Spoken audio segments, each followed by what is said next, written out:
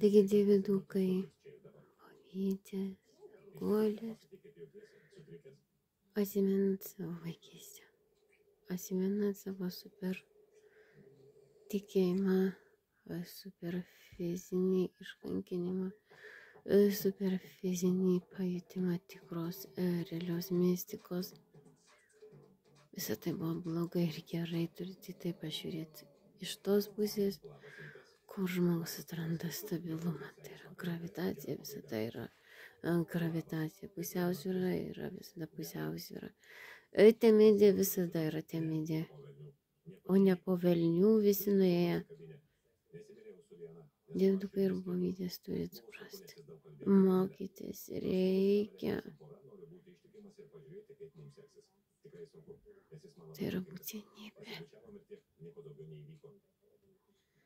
Vaikam neiškvailioti reiškia agentus. Tai yra labai svarbu mokytis.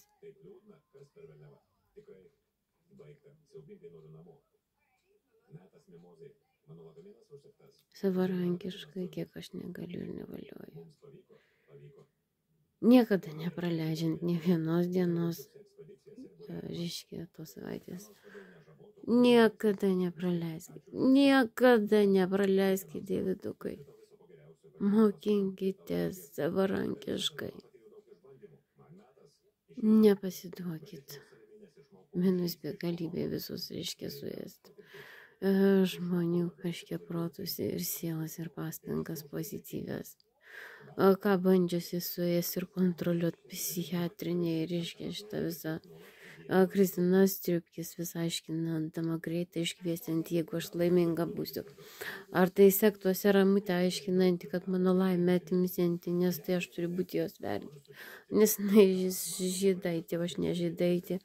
Aš jį nežadu karpinti žydų. Vat.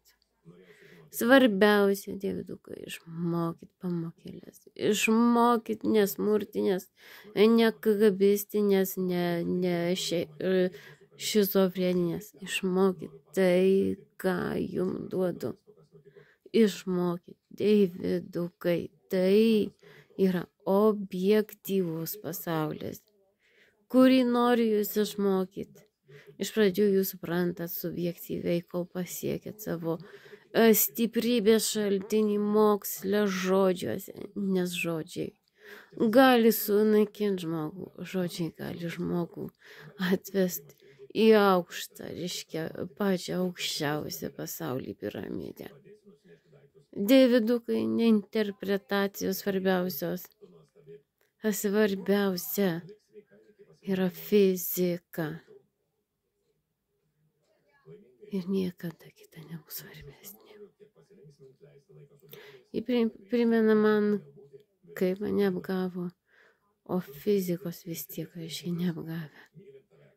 Tai matot, kokia yra komunistinė sektų fantazijos debilų tik tai lygis. Ir niekada nebus STT tokie visokie daugelai dabarai. Ir tumai su pašeraičiais. Jie yra driskių, reiškia, šiukšlių konteinerių degradavusių, reiškia, kuri pasibaigsianti su jų, reiškia, fiziniam ir dvasiniam lygom. Bet aš meldžiuosi, kad išliktų artimi. Aš meldžiuosi, kad dievidukai ir bovytės ir danguolės neišskirtų mūsų stichiją. Nes stichijai pasibaigus ateina sąžinės balsas. Nebūkit mano budeliais, nes aš jūsų motina.